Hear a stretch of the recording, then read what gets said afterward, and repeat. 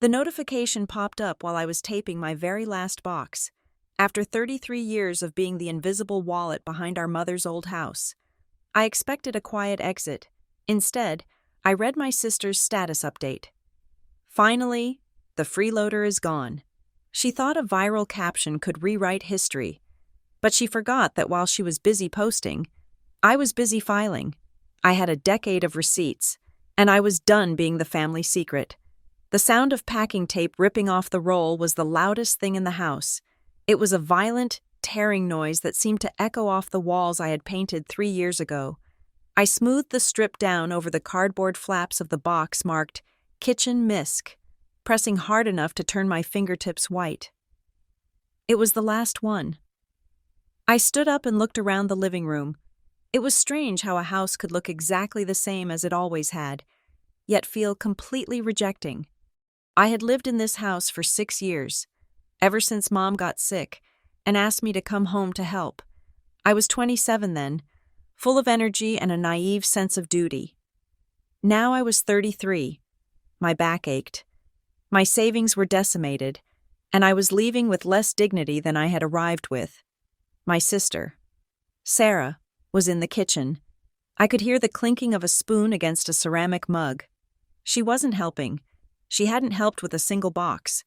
For the last week, ever since she told me it was time for me to move on because she needed the space for her mental health, she had treated me like a ghost that hadn't gotten the memo to haunt somewhere else. I picked up the box. It wasn't heavy, just awkward. I walked past the kitchen doorway. Sarah was leaning against the counter, scrolling on her phone. She didn't look up. "I am heading out," I said. She flicked her eyes toward me, then back to the screen. "Leave the key on the counter," she said. "No goodbye. No thank you for the 6 years of caretaking. No acknowledgement that the granite countertop she was leaning on was paid for by my bonus check 2 years ago. Just a demand for the key." I placed the key on the table by the door. It made a small metal clack against the wood. I walked out to my car. My old sedan sagging under the weight of my life crammed into the back seat and trunk. I didn't look back. I couldn't, if I looked back. I might have screamed, and I was too tired to scream. The drive to the new place was only 20 minutes, but it felt like crossing a border between two warring countries. My new apartment was a studio above a bakery in the downtown district. It was small, drafty, and smelled faintly of yeast and exhaust. But it was mine. I didn't have to ask permission to turn up the thermostat. I didn't have to apologize for existing in the hallway. I spent the first hour lugging boxes up the narrow flight of stairs. My arms shook by the time I brought up the last load. I sat down on the floor, leaning back against the mattress I hadn't made up yet. The silence was heavy. I pulled my phone out of my pocket. Intending to order a pizza, that was when I saw the notification. It was a Facebook tag. My stomach did a slow, sick roll. Sarah never tagged me in anything unless she wanted something or was making a point. I tapped the screen. The photo was of the empty guest room. My room. The late afternoon sun was hitting the floorboards I had refinished myself. The caption was short. "Finally, the freeloader is gone. New energy entering this house. Blessed." I stared at the words. I read them again. Freeloader. The word felt like a physical slap. My breath hitched in my throat. I refreshed the page, hoping it was a mistake.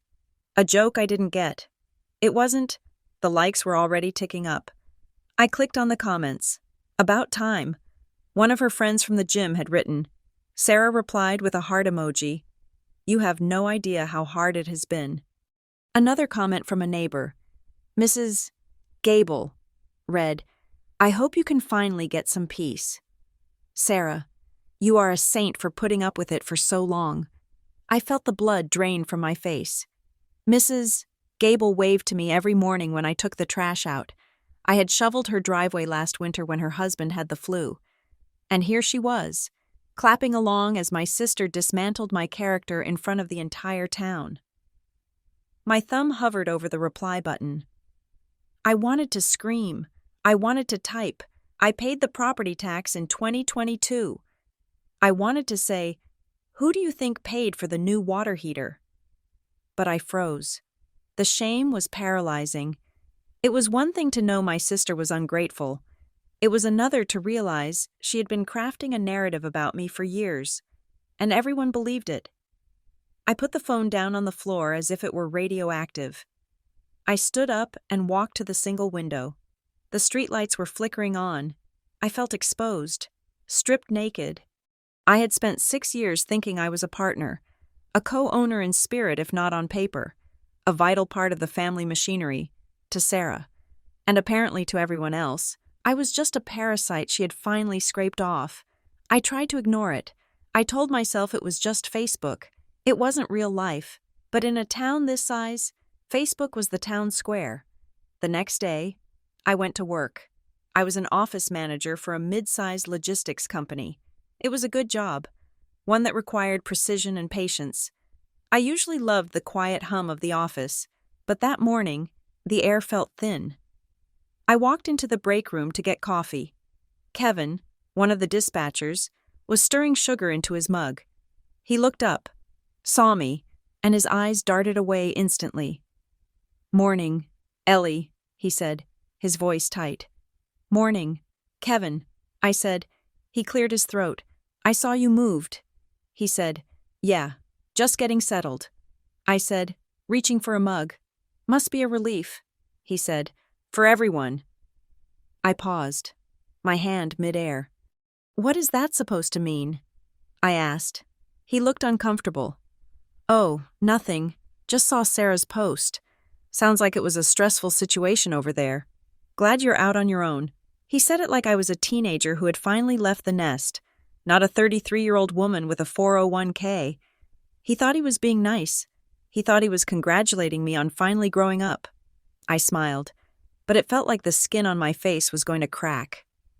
"Sarah loves to exaggerate," I said. He chuckled nervously and left the room. I stood there, gripping the cold counter. It was spreading. It wasn't just family gossip anymore. It was bleeding into my professional life. My identity was being rewritten in real time, to them. I wasn't the competent manager who kept the fleet running. I was the moocher sister who had overstayed her welcome. I went back to my desk and tried to work. But my brain kept drifting back to the house. I remembered the conversation 3 years ago. Right after Mom died, Sarah had been crying at the kitchen table, surrounded by bills. "I do not know how I am going to keep the house, Ellie," she had said, tears streaming down her face. "The mortgage is too high, and with the business just starting, I might have to sell." "Don't sell," I had said. "I live there. I wanted to save our childhood home too. I can help. I will cover the gap until your business picks up." "Really?" she had asked, grabbing my hand. "You would do that?" "It is just temporary. Just until things stabilize. Just until things stabilize." That phrase had become the anthem of my life. I paid the mortgage difference that month, and the next. Then the furnace died in November. And Sarah didn't have the $4,000 to fix it. I did. I dipped into my emergency fund. It is an investment. Sarah had told me, "This is our family legacy. You are investing in us." I believed her. I was stupid, and I believed her. I left work early that day. I couldn't handle the side glances. When I got back to the studio apartment, it was a mess of half-opened boxes. I needed to distract myself, so I started unpacking the books. At the bottom of a box marked "Office," I found it. It was a blue plastic binder, the cheap kind you buy for school supplies. I had forgotten I even had it. I sat cross-legged on the floor and opened it. Inside was a chaotic paper trail of my last 6 years. I wasn't an organized person by nature, but I was anxious about money. Whenever I paid for something big, I printed the confirmation or kept the receipt. Intending to log it later in a spreadsheet I never actually built, I just shoved the papers into this binder and forgot about them. I flipped through the pages. There was the receipt for the roof patch, $1,200, May 2021. There was a printed email from the utility company confirming I had paid the overdue balance to prevent shutoff, $640, January 2023. There were printouts of bank transfers, transfer to Sarah Reed, $800, memo, mortgage help, transfer to Sarah Reed, $500, Memo. Groceries and utilities. Transfer to Sarah Reed. $1,000. Memo. Emergency vet bill for Buster. Buster was her dog. I turned the page and found a screenshot I had printed out. It was a text conversation from 2 years ago. Sarah. Ellie. I am panicking. The property tax bill came and I am short. They are going to put a lien on us if I do not pay by Friday. Can you cover it? I swear I will pay you back when the client checks clear. Ellie. How much? Sarah. $2,500. Please, I am begging you. Ellie. Okay. Transferred. Sarah. You are a lifesaver. Seriously. I owe you everything. I stared at the paper. The ink was slightly faded, but the words were clear. I owe you everything. I looked at my phone, where the Facebook post was probably still gathering sympathetic comments about the poor. Burdened sister. The contrast between the reality in the binder and the lie on the screen made me feel dizzy. I wasn't a freeloader. I was the safety net. I was the reason she still had that house. I closed the binder. My hands were shaking. I didn't want to fight. I hated conflict. I just wanted the lie to stop. I picked up my phone and opened a private message to Sarah. I typed and deleted 3 times before settling on something simple. Sarah, I saw the post. Please take it down. It is not true, and it is really hurtful. People at work are asking me about it. I hit send. I watched the 3 little dots appear almost immediately. She was online. She was probably basking in the attention. The response came a minute later. You are kidding, right? You are going to police my Facebook now? I am just sharing my truth. Ellie, I typed back fast. My fingers clumsy. Your truth? Sarah, I paid the property taxes. I paid for the furnace. I have receipts. Calling me a freeloader is a lie. The dots appeared again, staying on the screen for a long time. Then the message popped up. You lived here for 6 years. Ellie, you used the water, the electricity, the internet. You ate the food. Anything you paid was just rent, and cheap rent at that. You owe me for letting you stay here when you had nowhere else to go. Do not pretend you were doing me a favor. I stared at the screen. Nowhere else to go? I had a job. I could have rented an apartment anywhere. I stayed because she asked me to. I stayed because she cried about being alone in the big house. She sent another message. Stop harassing me. If you do not like it, block me. But I am done walking on eggshells in my own house. She blocked me before I could reply. I sat there, the phone dark in my hand. The cruelty was breathtaking.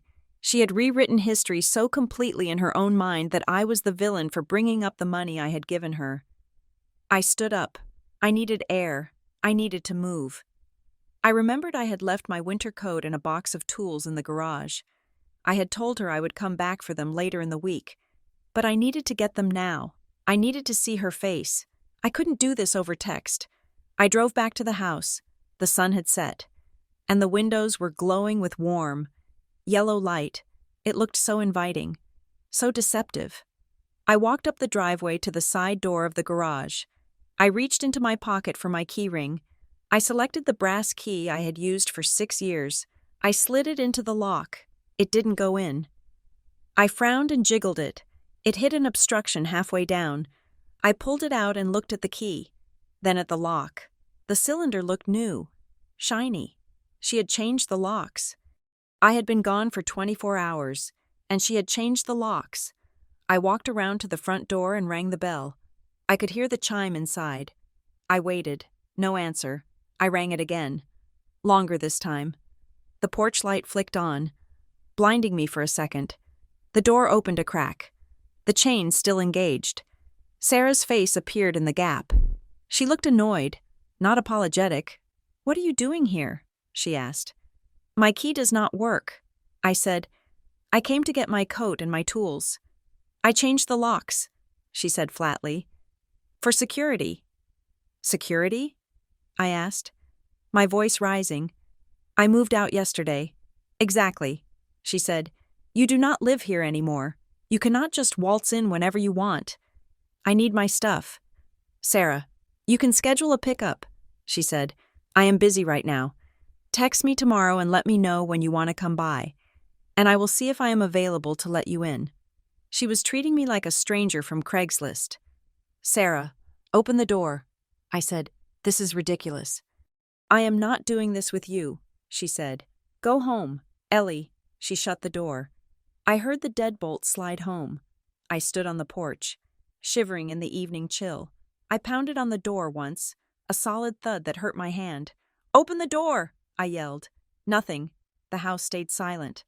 I walked back to my car. Tears finally spilling over. Hot, angry tears. I felt powerless. She held all the cards. She had the house, the narrative, and my stuff. I drove aimlessly for a while, not wanting to go back to the empty apartment. I ended up parking in front of Mrs. Higgins' house. She was an old friend of our mother, a retired paralegal who had known us since we were in diapers. I didn't know why I went there, but I needed a grown-up, and I didn't feel like one. Mrs. Higgins made me tea. She sat in her floral armchair while I cried and told her everything. I told her about the post, the texts, the lock. She listened without interrupting, her face unreadable. When I was done, she set her cup down on the saucer with a sharp clink. "Ellie," she said, her voice raspy but firm, "you need to stop crying and start thinking." I wiped my face. "I know. It just hurts. Emotions are expensive." "Dear," she said, "and right now, you cannot afford them. Sarah is not acting like a sister. She is acting like a frantic landlord." She leaned forward. "You said you have receipts? In a binder?" "Yes." I said, "Some. Keep them." She said, "Keep every scrap. People act different when property is involved. Money changes blood into water real fast. You think this is about her being mean? This is about her being scared. Scared of what?" I asked. "Mrs. Higgins raised an eyebrow. "That is for you to find out. But you do not find it out by screaming on her porch. You find it out by looking at the paper." I drove home feeling a strange shift in my chest. Mrs. Higgins was right. Sarah's reaction was disproportionate. Blocking me? Changing the locks in a day? Publicly humiliating me to discredit me preemptively? It felt like a defense mechanism. When I got back to the apartment, I didn't order pizza. I didn't unpack the clothes. I cleared off the small laminate table in the kitchenette.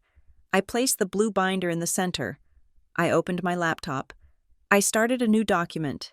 I titled it, Timeline of Contributions. I opened the binder and started with the first receipt. May 12th, 2021. Roof repair. $1,200. Check number 405. I typed it out. June 1st, 2021. Mortgage transfer. $800. I went through the bank transfers I had printed. Then I opened my banking app on my phone and scrolled back. Way back. August 15th, 2021. Home Depot run for deck stain. $140. September 10th, 2021. Plumber for clogged main line. $350. I worked for hours. The fog was lifting, for years. I had told myself these were small favors, just helping out. But looking at the list growing on the screen, seeing the numbers stack up, the reality hit me like a physical weight. I hadn't just been helping, I had been subsidizing her lifestyle. I had been paying rent, maintenance, and taxes on a property I had no claim to, while she built her business and took vacations she couldn't afford. I scrolled to the bottom of the document. The total was staggering. Over 6 years. I had put nearly $40,000 into that house, and she called me a freeloader. I looked at the cursor blinking on the screen. It was a rhythmic, steady pulse. I thought about the Facebook post. I thought about the comments laughing at me. I thought about the lock clicking shut in my face. She wanted a story. She wanted to tell the world that I was a burden she had finally shed. She wanted to paint me as the villain so she could be the victim. I closed the binder. I didn't feel like crying anymore. The sadness was hardening into something cold and dense, like concrete setting in a mold. I made a promise to the empty room. No more emotional arguing. No more begging for her to be nice. No more sisterhood. From now on, everything would be written. Everything would be logged. Everything would be verified. If Sarah wanted to play pretend on the internet, that was fine. I wasn't going to play that game. I was going to build a different kind of story.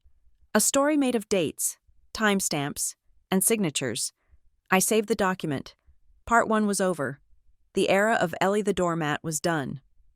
I went to the bathroom and washed my face. I looked in the mirror. I looked tired. Yes, but my eyes were clear. I walked back to the table, picked up my phone, and took a picture of the binder. Then I opened my email and sent a formal request to the utility company for my complete payment history going back 5 years. I hit send. "Let's see what else she is hiding," I whispered.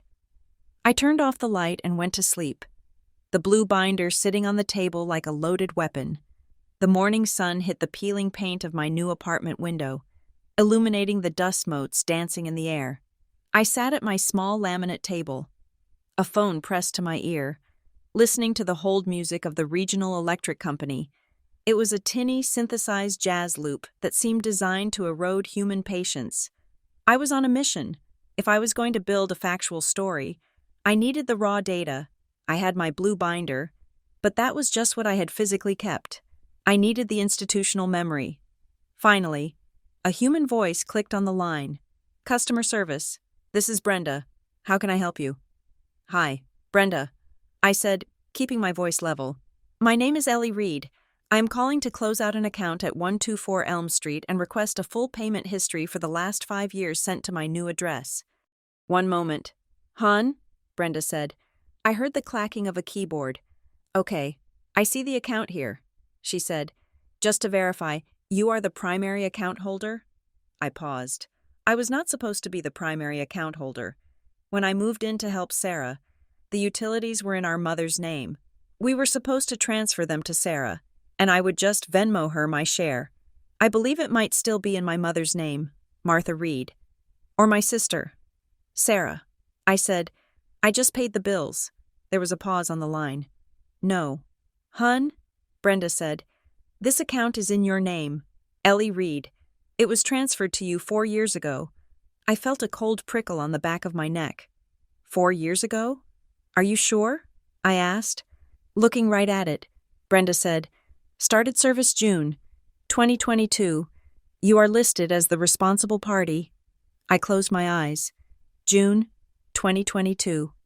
That was the month Sarah had a meltdown about her credit score being too low to handle the transfer after Mom's estate settled.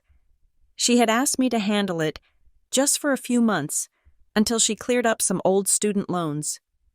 A few months had turned into 4 years, and I had forgotten. I had just kept autopay on, letting the money bleed out of my account every month. Assuming I was helping, in reality, I was the only one on the hook. "Okay," I said, writing this down on my legal pad. "Please close it immediately and send the full history." I did the same for the water and the gas. It was the same story. My name was everywhere. I wasn't a guest. On paper, I was the tenant, the landlord, and the bank. Then I checked my email archive. I searched for warranty. I found a confirmation from a local HVAC company from 2 winters ago. I clicked it open. "Thank you for your purchase. Ellie, your 10-year parts and labor warranty is attached." I opened the PDF. There it was. My name. My email. My signature on the digital pad. I had paid $6,000 for that unit. The warranty was non-transferable without a fee. I sat back in my chair. Sarah had kicked me out of a house where I owned the air conditioning. It was absurd. It was laughable. But nobody was laughing. Later that afternoon, I drove back to the old neighborhood. I told myself I was going to the post office, which was technically true, but I took the long way. Driving past the house, I didn't stop. I just slowed down. The house looked the same. The hydrangeas I had planted were wilting, desperate for water. Sarah never remembered to water them. I turned the corner and saw Mr. Henderson raking leaves in his yard. He was a fixture of the neighborhood, a retired mechanic who spent his days monitoring the street with benign suspicion. He waved when he saw my car. I hesitated, then pulled over. Mr. Henderson was a gossip, but he was an honest one. I rolled down the window. "Hey, Mr. Henderson," I called out. He leaned on his rake and walked over, wiping his forehead with a handkerchief. "Ellie, haven't seen you in a few days," he said. I saw the moving truck. Thought you were just clearing out some junk. I moved out. I said, found a place downtown. He nodded slowly, his eyes scanning my face. That explains it. Sarah told my wife you were finally heading out. Used the word squatting, actually. Said she finally got you out so she could breathe. The word hit me like a stone. Squatting. I forced a smile. That is an interesting way to put it. Considering I paid for the new roof you are looking at. Mr. Henderson raised his eyebrows. Is that so? Well, families are complicated. She made it sound like you were camped out in the guest room refusing to leave while she paid the freight. I gripped the steering wheel. She is telling everyone that? Pretty much, he said. But hey, none of my business. Although, I was confused when I saw the appraisal van there last week. Thought maybe she was selling the place, but she said she was just refinancing to pay off some debts you left her with. My heart stopped. Appraisal van? I asked. When? Tuesday, he said. Big white van. Guy with a laser measure. Tuesday. That was the day before she kicked me out. That was the day before the Facebook post. She was refinancing. But how? To refinance, you need equity, and to get equity out, you need clear title. And the house was supposed to be in a trust. Thanks, Mr. Henderson, I said, my voice sounding hollow. Good to see you. I drove away before he could see my hands shaking. She was pulling money out of the house. That was why she needed me gone. You can't have an appraiser walking through a house with a tenant claiming she paid for the furnace. She needed the house to look like hers and hers alone. I got back to my apartment and opened my laptop. I didn't bother with dinner. I went straight to the county recorder's website. The interface was archaic, a clunky portal from 2010. But the data was public. I typed in the address, 124 Elm Street. The list of documents populated. There was the original deed from when Mom and our stepfather bought the place 20 years ago. There was the transfer to the trust 5 years ago. And then, at the very top of the list, was a new entry. Recorded date, March 15th, 2025. Document type, release of lien/modification of deed. March. That was 3 months ago. I clicked on the document details. It was a release of a claim. It looked like the trust had modified the ownership structure, transferring full title to Sarah Reed as an individual. I stared at the screen. That shouldn't be possible. The trust had specific stipulations. I knew because I was there when our stepfather, Greg, set it up. He had said, "This keeps the house safe for both of you girls." If the house was transferred to Sarah, the trust had to sign off on it. And since I was a contingent beneficiary, I should have been notified. Or at least, I thought I should have been. I felt a surge of panic. Had I missed a letter? Had I thrown something away? I opened my email and composed a message to Sarah. I knew I had promised myself no emotional arguing, so I kept it clinical. Sarah, I am looking at county records. There was a title change recorded in March moving the house out of the trust and into your name. I was never notified about this. Since I am a beneficiary of the Greg Reed Family Trust, I need to know how this happened. I sent it. I waited. An hour later, my phone pinged. It was an email from Sarah.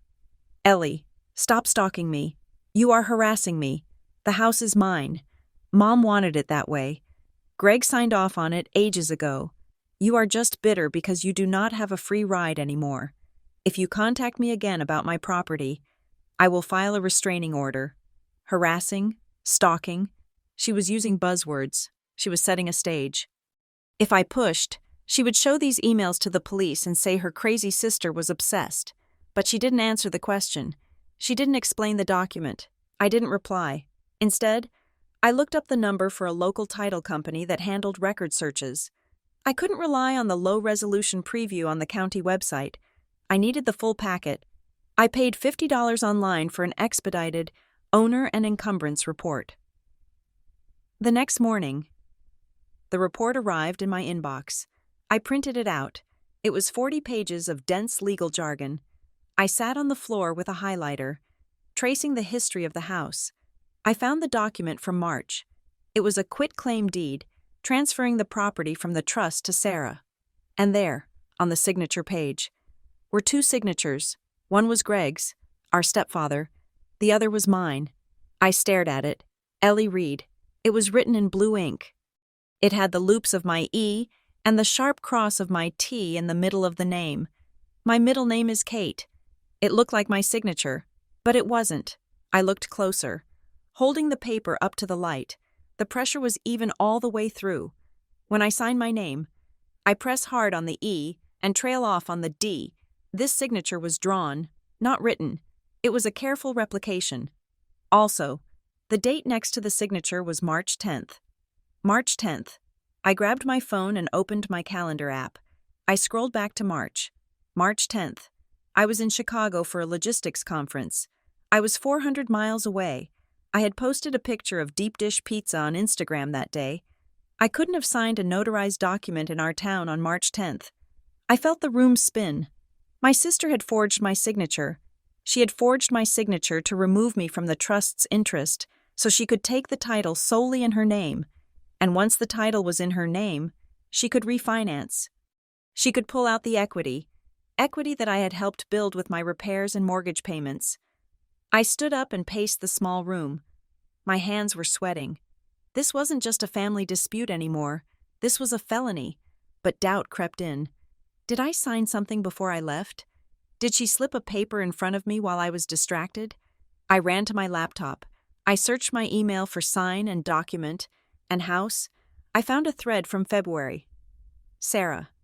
Hey, the bank needs some updated info for the trust stuff. Just routine maintenance. Can you sign this waiver saying you do not live there as a tenant? It helps with the insurance rates. Ellie. I do live there. Sarah. I am not signing a waiver saying I do not. That sounds like fraud. Sarah. It is not fraud. It is just for the insurance bracket. You are so difficult. Fine. Forget it. I will handle it another way. I will handle it another way. I stared at the words. She had asked. I had said no. So she did it anyway. She forged my consent. I felt a wave of nausea. This was my sister. We shared a room growing up. I taught her how to braid hair, and she had looked me in the eye for 3 months, knowing she had committed a crime to steal my inheritance, and then kicked me out to cover it up. My phone buzzed. It was a notification from Facebook. I didn't want to look, but I had to. Sarah had posted again.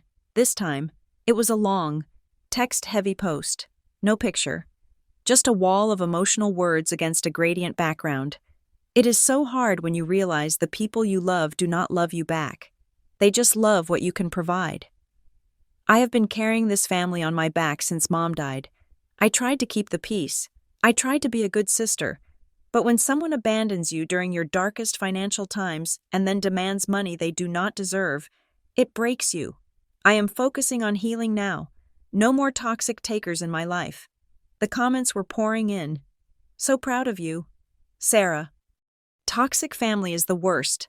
Cut them off. I cannot believe she would do that to you after everything you did for her. She was pivoting. The freeloader narrative was evolving into the abandoner narrative. She was inoculating herself against the truth. If I came forward now and said, I paid the bills, she had already primed the audience to believe I was a toxic taker demanding money I didn't deserve. My phone rang. It was Jen, my best friend since college. She lived 3 states away but was watching the drama unfold online. Ellie, did you see this? Jen's voice was high and tight. You have to say something. You have to destroy her. I can't, I said, sinking onto the mattress. What do you mean you can't? She is slaughtering you publicly. Post the receipts. Post the bank transfers.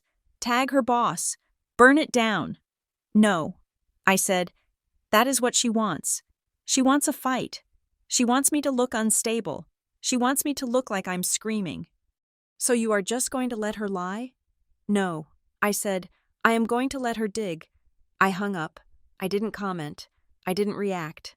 Instead, I took screenshots. I screenshotted the post. I screenshotted the comments. I screenshotted the timestamps. I opened my timeline document. June 22nd, 2026. Sarah posts defamation regarding financial abandonment. Context. Sarah is aware I paid $40,000 in expenses over 4 years. I saved the file. Then I called a lawyer. I didn't call a shark. I called a mild-mannered real estate attorney named Mr. Lipton, whom I found on Yelp. He had 4 stars and a review that said, "He is boring but thorough." Thorough was what I needed. I met him 2 days later. His office was in a strip mall, sandwiched between a dentist and a vape shop. He wore a brown suit that looked like it belonged in 1990. I laid everything out on his desk. The blue binder receipts, the utility history, the warranty, the county record with the suspicious signature, the emails where I refused to sign. Mr. Lipton put on his reading glasses and went through the stack. He didn't speak for 10 minutes. The only sound was the turning of pages and the hum of the air conditioner. Finally, he looked up. He took off his glasses. "Ms. Reed," he said, "you are not here for a tenant dispute." "I know." I said. He tapped the document from the county. "This signature. You are 100% sure you did not sign this?" "I was in Chicago." I said. "I have plane tickets and hotel receipts to prove it." He nodded. "Then this is a significant problem for your sister. This is a quitclaim deed. It transfers your potential interest and the trust's interest to her. It is the foundational document for whatever refinancing she is doing now." He leaned back. "If this signature is proven false, the transfer is void. The refinance is based on fraud. The bank that lent her the money, or is about to lend her the money, will be extremely unhappy." "What should I do?" I asked. "Do I sue her?" Mr. Lipton sighed. "Litigation is expensive and ugly. Before we go there, we need to be certain. I recommend we get a forensic handwriting analysis. It costs about $800. They will compare this signature to known samples of your writing." He paused, looking at me with a strange expression. "But I need you to understand something." "What?" "Your sister is not just being mean on Facebook. This post." He gestured to the screenshot I had included. "This is strategic." "Strategic?" "She knows she forged the document," he said. "She knows that if you ever look, you will find it. She is trying to discredit you preemptively. If she paints you as a liar, a thief, and a crazy person now, then later, when you come forward with this allegation, she can say, 'Look, my unstable sister is making things up to get revenge.'" I felt a chill go through me. "She is trying to destroy your credibility before you even know you need it," he continued. "She is locking you out of the narrative so she can lock you out of the paper trail." I nodded slowly. It made sense. The aggression, the changing of the locks, the security excuse. She wasn't keeping me out of the house to protect herself from me. She was keeping me out of the filing cabinets. But she didn't know I had the blue binder. She didn't know I had the emails. And she didn't know I was sitting in a strip mall law office, realizing that my sister hadn't just betrayed me. She had committed a crime against me. "I will pay for the analysis," I said. Mr. Lipton nodded. "Good. Get me 5 samples of your signature from around that time period. Checks, leases, anything official." I walked out of his office into the bright afternoon sun. I felt different. For the last week, I had been mourning the loss of my relationship with my sister. I had been hurt by her words. Now, the hurt was gone, replaced by a cold, sharp clarity. Sarah wasn't my sister anymore. She was an opposing party. She was a defendant in waiting. I got into my car and checked my phone. Another notification. A mutual friend had commented on Sarah's post. "Stay strong. Sarah." The trash took itself out. I stared at the comment. I didn't feel the sting this time. I just felt a grim satisfaction. "Keep talking. Sarah," I whispered to the screen. "Keep posting. Every word you type is just another brick in the wall I am going to drop on you." I started the car. I had work to do. I needed to find 5 signatures, and then I needed to find out exactly which bank she was using for this refinance. Because if she was using my credit history to secure a loan on a stolen house, I wasn't just going to stop her, I was going to audit her. I sat in my car in the parking lot of the public library, using their free high-speed Wi-Fi because I hadn't set up internet at my new apartment yet. The engine was off, but the heat of the day was seeping in through the windows. On my laptop screen was a public filing from the Secretary of State's business portal. I had spent the morning trying to figure out why Sarah needed to refinance the house so badly. I knew she had debts, but the urgency felt specific. I searched for her business, a boutique consulting firm she called SR Strategies. She always talked about it like it was a Fortune 500 company. But I knew she mostly did social media management for local realtors. I pulled up her latest filing. It was a Uniform Commercial Code financing statement, filed just 3 weeks ago. There it was. Debtor, SR Strategies, LLC, secured party, First Merchants Bank, collateral, all assets, inventory, and accounts receivable. That was standard. But I scrolled down to the addendum. Additional collateral, real property located at 124 Elm Street. My stomach tightened. She hadn't just refinanced to lower the rate. She had taken out a business line of credit, a massive one, and she had pledged the house as security. The house I had paid to maintain. The house I had kept warm and dry. I looked at the amount listed on the connected deed of trust. $150,000. She was betting the house on her business. And to do that, she needed the title to be clean. She needed me gone. Not just physically, but legally. If the bank knew a tenant with a history of paying the mortgage lived there, they might have asked questions about equitable interest. They might have asked for a lease. Sarah didn't have a lease. She just had a sister she could bully. I took a screenshot. I needed to know more. I looked up the number for First Merchants Bank. It was a long shot, but I had to try. I dialed the number and navigated the automated tree until I got a loan officer. First Merchants. This is David. Hi. David, I said, trying to sound like the efficient office manager I was, not a woman living out of boxes. My name is Ellie Reed. I am calling regarding a property at 124 Elm Street. I am doing some personal accounting, and I see there is a new lien recorded against the property. I am sorry, ma'am, David said, his voice dropping into a rehearsed professional tone. I cannot discuss client accounts without authorization. I understand.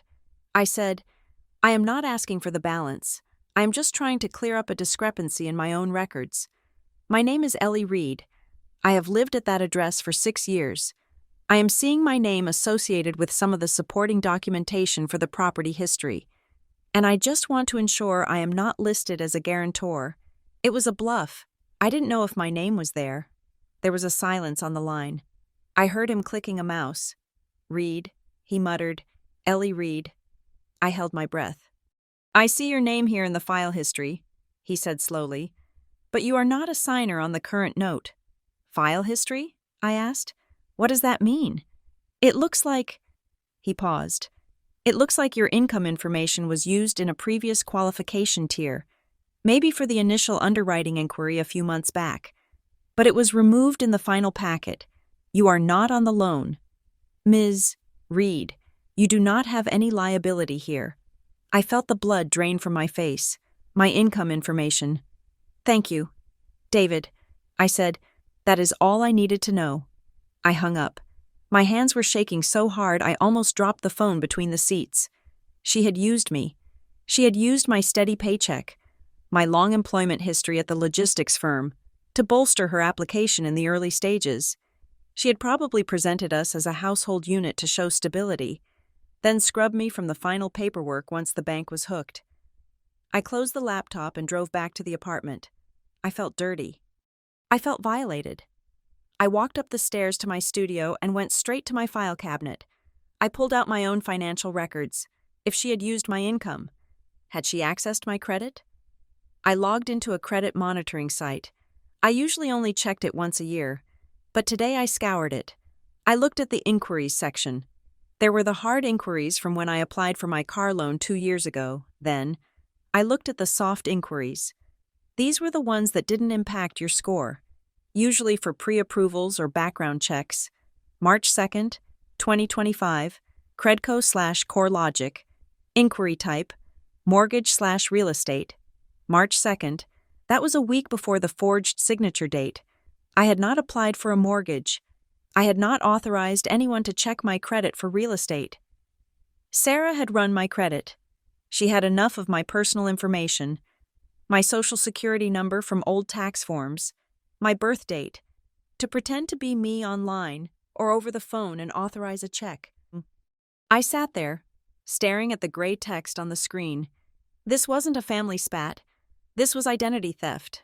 I had a choice. I could close the laptop, cry, and let it go. I could say, well, she is my sister, and she is desperate. But then I remembered the lock clicking shut. I remembered, finally, the freeloader is gone. I clicked the button that said, dispute this inquiry. Then I navigated to the Fraud Protection Center.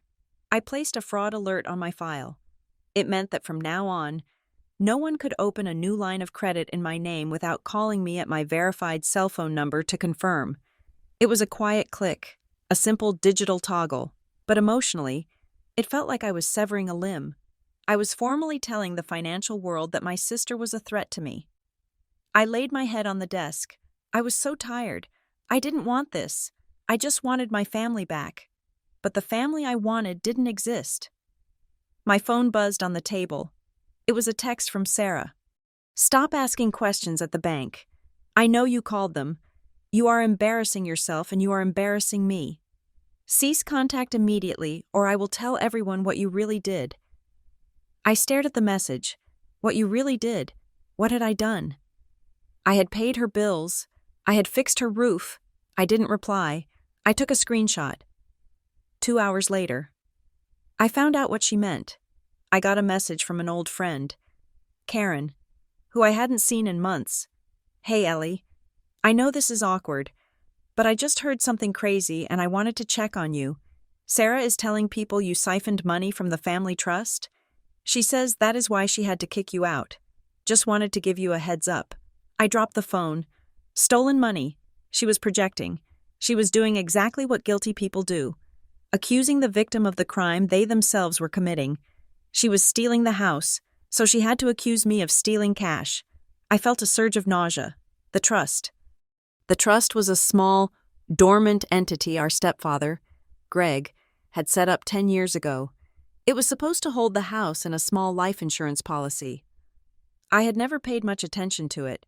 I knew I was listed as a contingent beneficiary, which meant I only got something if Mom, Greg, and Sarah all died. But if Sarah was accusing me of stealing from it, that meant the trust was central to her plan. I dug through my email archives again, searching for Greg and trust. I found an email from 5 years ago, right after the trust was formed. Subject: Trust Docs. From Greg. To Sarah. Ellie Girls. Attaching the final draft here. It is just paperwork to keep the house out of probate if something happens to me or your mom. No one loses anything. It just simplifies things. You do not need to do anything. No one loses anything. I read that line over and over. It was the anesthesia they had used to keep me compliant. Just paperwork. I needed to talk to the trust administrator. I remembered the name of the firm from the letterhead in the attachment. Henderson Associates. I looked them up. They were still in business. A small estate planning firm in the next town over. I called them. Henderson Associates. This is Linda. Hi, Linda, I said, trying to keep my voice steady. My name is Ellie Reed. I am a beneficiary of the Greg Reed Family Trust. I need to verify some information regarding a recent transfer of assets.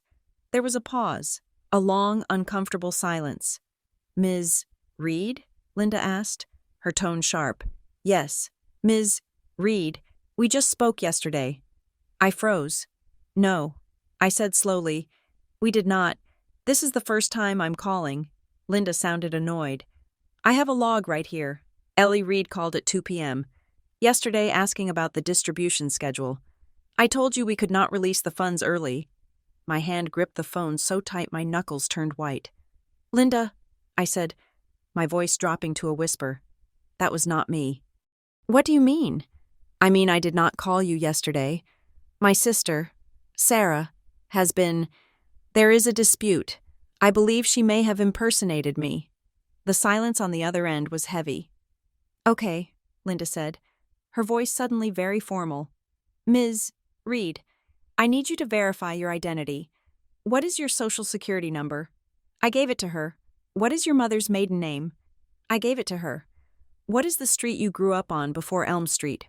Oakwood, I said. There was a sigh on the other end. Okay, you answered correctly. The person yesterday. She hesitated. She stumbled on the maiden name. She said she was just flustered. I closed my eyes. Sarah knew Mom's maiden name, of course, but she probably forgot which security question I had set up. Linda, I said, I am concerned that there have been documents signed in my name that I did not see. Specifically, a quitclaim deed signed in March. Can you tell me where the notices for that transaction were sent? One moment, Linda said. I heard file drawers opening. The notice of the deed modification was sent via certified mail on February 28th. She said, to what address? I asked. To Post Office Box 442 in Centerville. I exhaled sharply. Centerville was a town 20 miles away. I had never had a P.O. box in Centerville. But Sarah used to have a drop-shipping business that used a box there. She changed my address on file. I said, I never received that notice. Ms. Reed, Linda said, and I could hear the worry in her voice now. If you did not sign that waiver, and you did not receive the notice, we have a serious problem. The transfer of the property out of the trust was contingent on all beneficiaries waiving their future interest. We have a signed waiver on file. I did not sign it. I said, I was in Chicago on the date it was dated. I need you to send me proof of that. Linda said, immediately. And Ms. Reed, yes? I am going to flag this account. No further changes will be authorized. I suggest you get an attorney. I have one. I said. I hung up. I sat there in the silence of my apartment. The sun was going down, casting long shadows across the floor. It wasn't just a forgery. It was a systematic erasure. Sarah hadn't just impulsively signed my name. She had called the trust office pretending to be me. She had changed the address of record to a P.O. box she controlled so that the legal notices would go to her. Not me. She had intercepted the warnings. She had created a closed loop where she was both Sarah and Ellie, approving her own requests, signing her own permissions. She wanted to erase me. She wanted to rewrite the record so that Ellie Reed, the person, didn't exist in the legal history of the house. There was only Ellie Reed, the name on the paper, a puppet that Sarah could wave around to get what she wanted. And the rumor? The stolen money? That was the final layer of paint. If I tried to come back and say, hey, I own part of this house, she could say. No, she stole from the trust. So we cut her out. Look, here is the waiver she signed. It was diabolical, and it was brilliant. If I had just been a freeloader, if I had just walked away in shame like she wanted, she would have gotten away with it. She would have refinanced, got the $150,000, and maybe even paid off the business debts. I would have been none the wiser. Just a sister with a bruised ego living in a studio apartment. But she had pushed too hard. She had posted on Facebook. She had needed that hit of public validation. I stood up and went to the kitchenette. I poured a glass of water and drank it in one gulp. I wasn't sick anymore. I wasn't sad. I was a reporter compiling a dossier. I sat down at my laptop and opened my evidence file. I created a new folder. Identity theft, trust fraud. I logged the call with Linda. Date, June 24th, 2026. Spoke with Linda at Henderson Associates. Confirmed impersonation attempt on June 23rd. Confirmed notices diverted to fraudulent P.O. box in Centerville. I logged the credit inquiry. Date, March 2nd, 2025. Unauthorized soft pull by Credco. Linked to mortgage activity. I logged the bank conversation. Date, June 24th, 2026. First Merchants Bank confirmed Ellie Reed income data used in preliminary underwriting. I looked at the screen.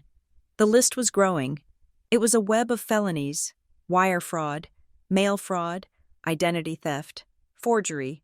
I thought about calling Sarah. I thought about screaming at her, asking her how she could do this to me, how she could take the sister who made her soup when she had the flu and turn her into a paper ghost to be exploited.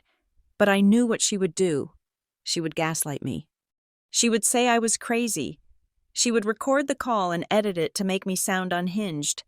No, I wasn't going to explode. I wasn't going to give her the satisfaction of an emotional reaction. I was going to assemble a package, a complete, calm, undeniable package of facts. I would give it to my lawyer, and I would let the professionals do the speaking. I walked over to the blue binder. It looked so small now, so innocent. It started as a way to track grocery bills. Now it was the seed of a criminal investigation. I picked up my phone and called Mr. Lipton, my attorney. Mr. Lipton. I said when he answered, "Yes, Ellie, we need to meet again." I said, "It is not just the signature on the deed." She impersonated me to the trust administrator and diverted the mail. There was a long silence on the line. "Okay, Mr. Lipton said, his voice dropping an octave. "Bring everything. And Ellie, yes? Do not talk to her. Do not text her. If she shows up at your door, do not answer. This has just crossed a line from civil to criminal. You need to be invisible until we are ready to file." "I understand," I said. I hung up. I walked to the window and looked out at the street. People were walking by, laughing, carrying grocery bags. Life was normal out there. Inside my apartment, the air felt charged with electricity. I looked at my phone one last time. I opened the text thread with Sarah. I didn't type anything. I just blocked the number. It was the final boundary. "You want me gone?" "Sarah?" I thought, "Fine, I am gone. But when I come back, I am not coming back as your sister. I am coming back as the plaintiff." The heavy packet of documents from Henderson Associates arrived on a Tuesday, delivered by a courier who required a signature. I took the thick envelope into my apartment, feeling the weight of it in my hands. It felt like holding a bomb that had already detonated, the shrapnel just waiting to be categorized. I sat at my small table and sliced the seal open. Inside were the founding documents of the Greg Reed Family Trust, dated 10 years ago. There were amendments, schedules of assets, and the recent correspondence that Linda, the administrator, had flagged. I started reading. I wasn't a lawyer, but I had spent the last week educating myself on trust law fundamentals. I knew enough to look for specific words: revocable, irrevocable, trustee powers, beneficiary rights. As I parsed through the dense legal language, I found something that made me pause. Clause 14b, disposition of real property. In the event of a transfer of the primary residence out of the trust to a single beneficiary, said transfer requires 1. An independent appraisal of current market value. 2. A written agreement of distribution signed by all contingent beneficiaries. And 3. A 30-day notice period to allow for contestation. I read it again.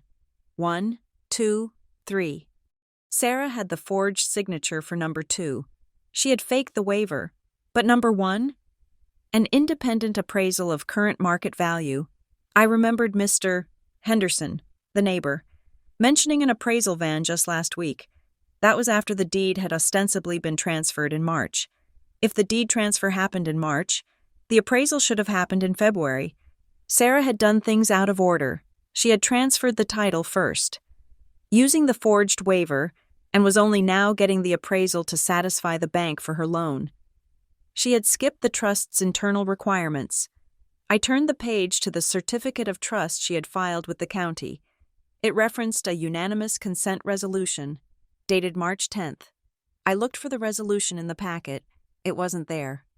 Instead, there was a document titled Affidavit of Sole Authority, signed by Sarah, claiming that due to the incapacity or unavailability of other beneficiaries, she was acting as the sole decision-maker.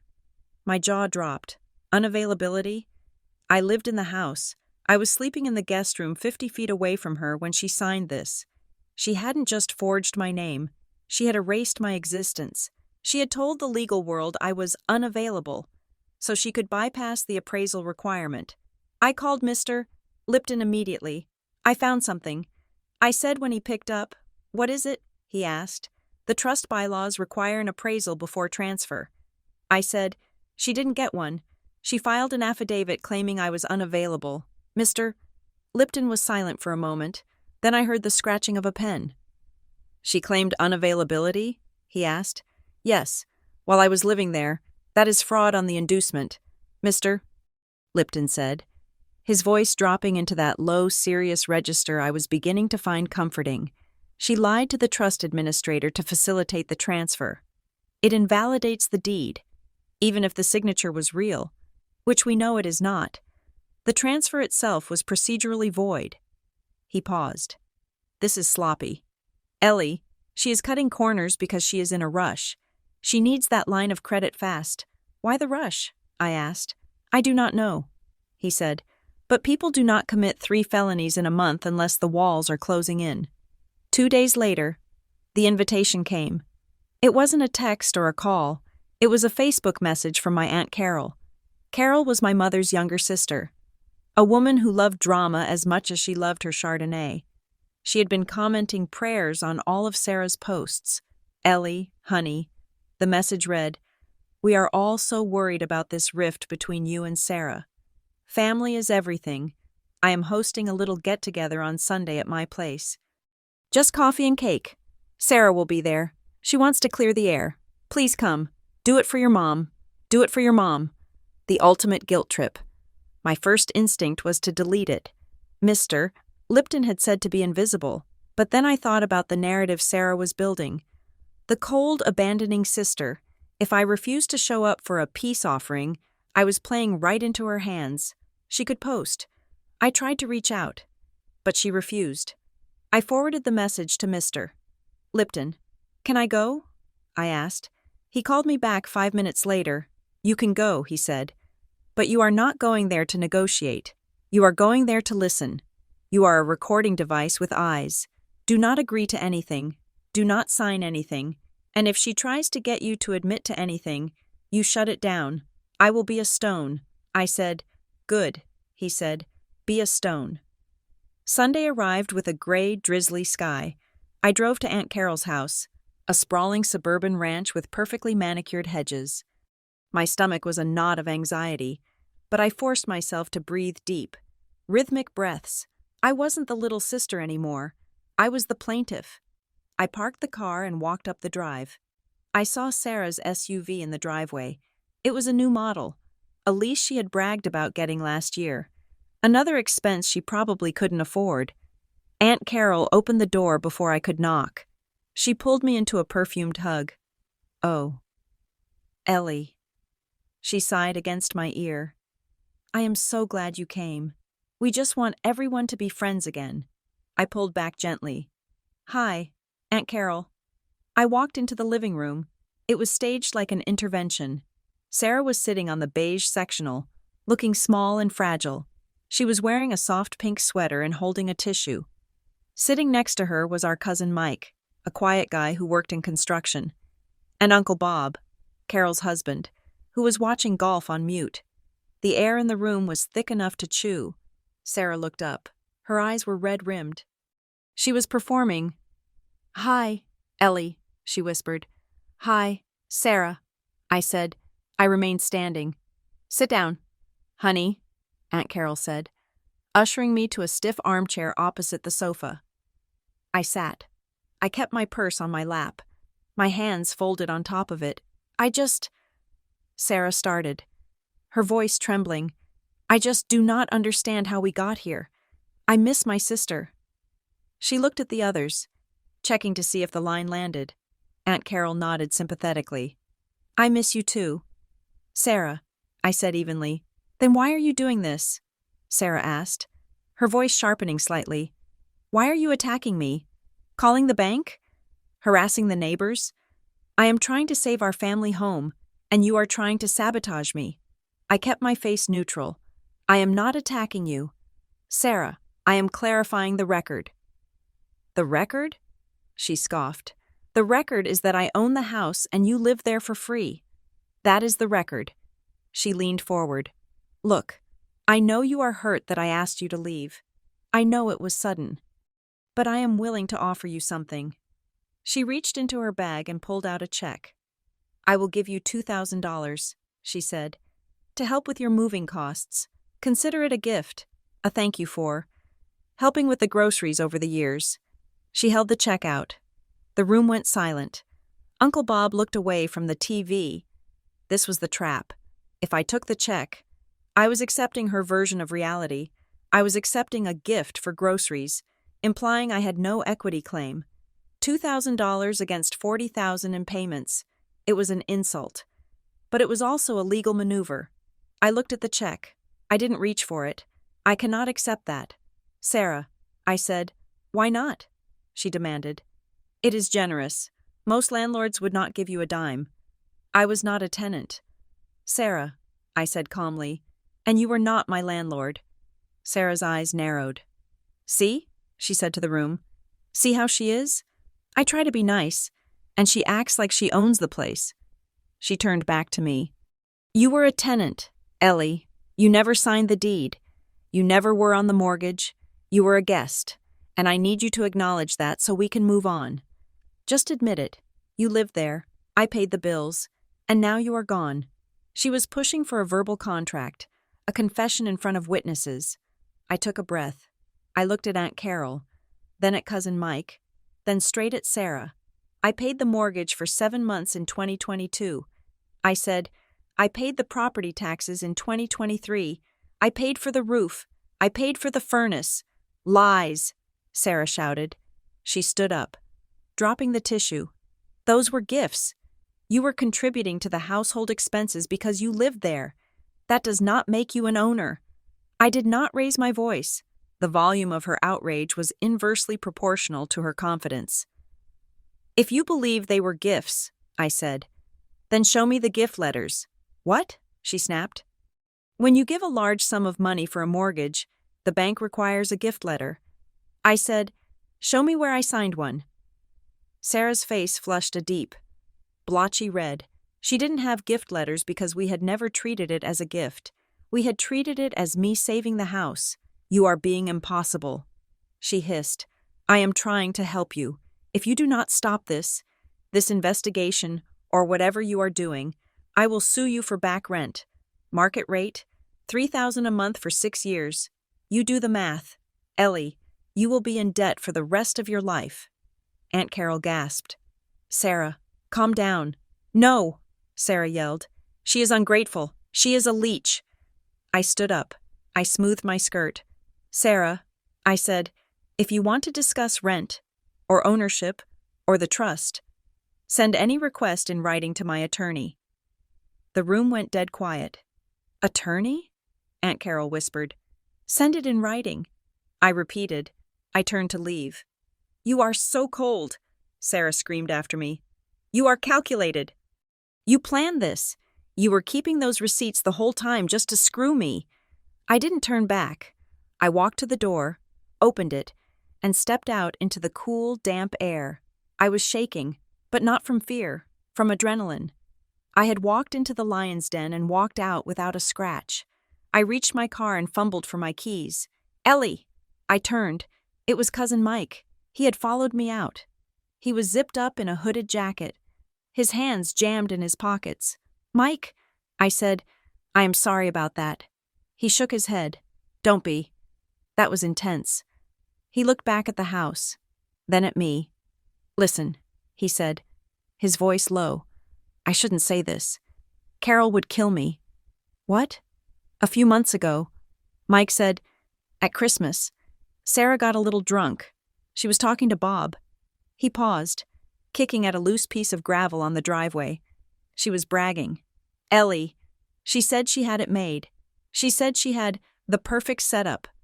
She said, I got Ellie to pay the mortgage for years, and she does not even know she is paying off my equity. The words hit me like a physical punch to the gut. It wasn't a misunderstanding. It wasn't that she thought I was helping. She knew. She had known the whole time. She had viewed me as a mark, a sucker. She said that? I whispered. Yeah, Mike said. She laughed about it. Said you were too soft to ask for paperwork. He looked me in the eye. You are not soft. Ellie, don't let her run over you. Thank you. Mike, I said. My voice was thick. He nodded and walked back toward the house. I sat in my car for 10 minutes before I could drive. I gripped the steering wheel until my hands hurt. Too soft. She had laughed about it. At Christmas, while I was in the kitchen making the glaze for the ham she had bought but didn't know how to cook. The sadness I had been holding on to, the little sliver of hope that this was all just a terrible panic reaction from her, evaporated. It was replaced by something harder, something permanent. I drove home. I didn't cry. The next morning, I was on the phone with a contractor. "Hi, is this Mr. Russo?" I asked. "Yeah, this is Tony," a gruff voice answered. "Hi, Tony. This is Ellie Reed. You did a foundation repair for us at 124 Elm Street about 3 years ago. Oh yeah, the crack in the basement wall. I remember. Nasty one." "Right," I said. "I am doing some tax filing and I need a copy of the final invoice and a statement of payment. Do you have that in your records?" "Sure. Hold on." I waited. "Okay, got it." Tony said, "Invoice number 559, $3,400, paid in full via check. Can you tell me whose name is on the check?" I asked. Tony paused. "Let me look at the scan. Ellie Reed. Signed by you." "Great." I said. "Tony, can I ask you a professional question?" "Shoot. Would you consider that repair routine maintenance or a capital improvement?" Tony laughed. "Lady, we poured concrete and reinforced the load-bearing wall with steel beams. If we hadn't done it, the house would have slid into the creek in 5 years. That is a capital improvement, added value to the structure. Absolutely. Could you write that on the invoice?" I asked. "Structural repair essential for home value." "I can do that," he said. He emailed it to me an hour later. I printed it out. I added it to the binder. This was the key. Mr. Lipton had told me the difference between rent and contribution if I bought groceries. That was living expenses. If I paid for a structural repair that saved the asset, that was an equity contribution. I had just proved I wasn't a tenant. I was an investor. By Wednesday, the atmosphere online had shifted. Sarah stopped posting aggressive attacks. The freeloader posts disappeared. Instead, she started posting vague, passive-aggressive quotes against stock photos of stormy oceans. Sometimes you have to walk alone to find your peace. Betrayal never comes from your enemies. She was losing control of the narrative. She had realized, perhaps after the family meeting, that I wasn't going to fold. She had seen the look in my eye when I said, "Send it in writing." She knew I had a lawyer. She was fishing for allies. But she was also signaling fear. Then the envelope arrived. It was Friday. I came home from work to find a manila envelope taped to my apartment door. No stamp, no return address, just my name, Ellie, written in black marker. I recognized the handwriting instantly. It was Sarah's. The looping E, the sharp slant. I took it inside and put on latex cleaning gloves before I opened it. I didn't want my fingerprints on the contents if this was what I thought it was. I slid the contents out onto the table. It was a stack of photocopies. They were copies of the receipts I had left in the house, the ones I hadn't put in the binder, the ones in the kitchen drawer, grocery receipts. A receipt for a new shower curtain, a receipt for light bulbs. But someone had written on them.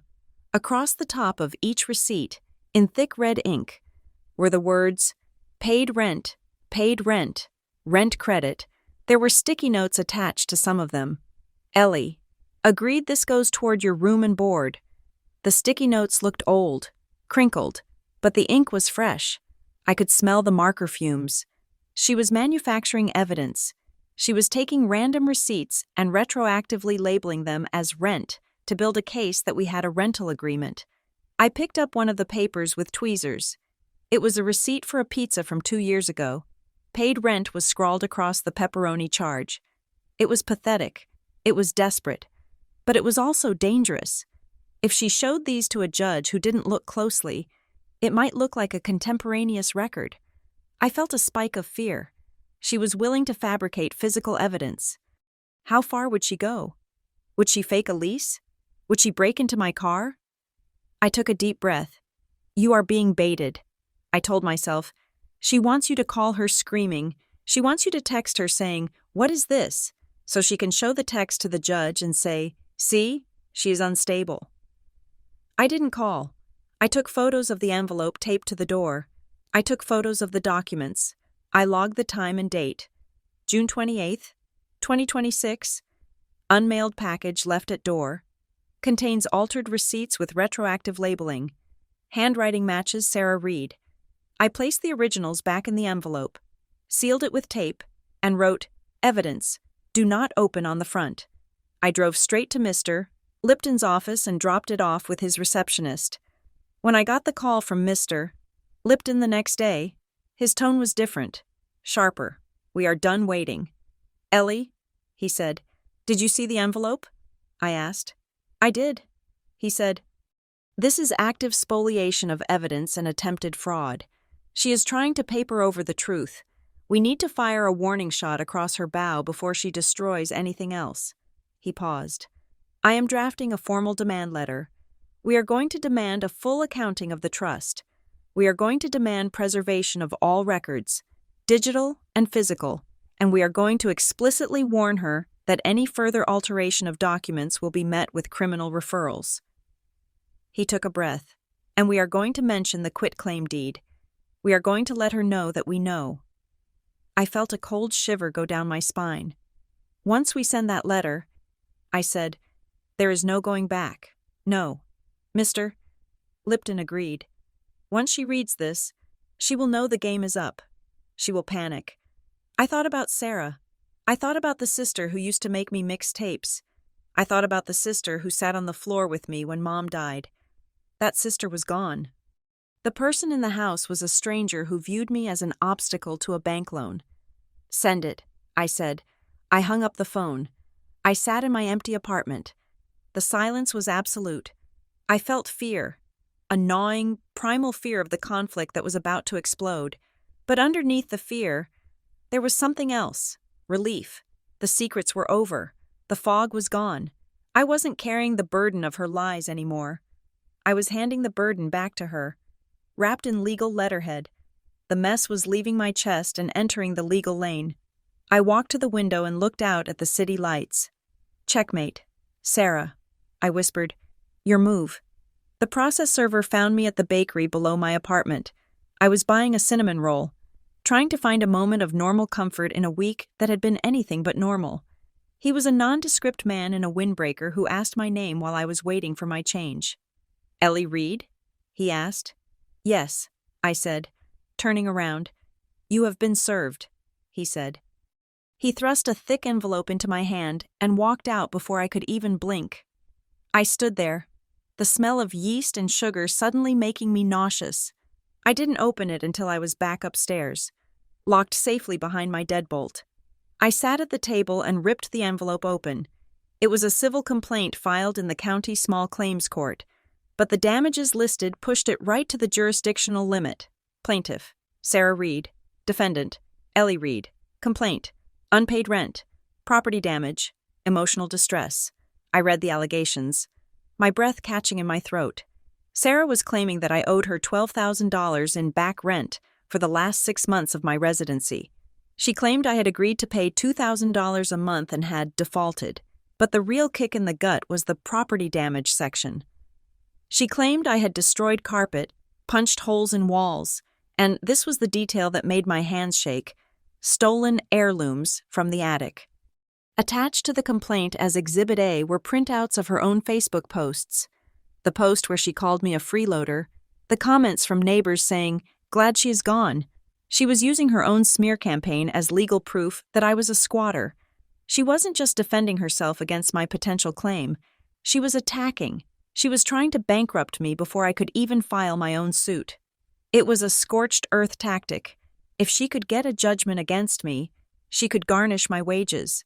She could destroy my credit so badly that no one would believe I was capable of financing a car, let alone owning a share of a house. I didn't cry. The time for crying was over. I felt a cold, hard knot of determination tighten in my chest. I picked up the phone and called Mr. Lipton. She sued me. I said, "Good," he said. His voice was calm, almost cheerful. "Good?" I asked. "How is this good?" "Because, Ellie, now she has opened herself up to full discovery," he said. "She started the clock. Now we do not just send a demand letter, we file a counterclaim, and we ask for everything. The next 2 weeks were a blur of scanner lights and printer ink. I stopped living like a human being and started living like an archivist. My apartment became a war room. Mr.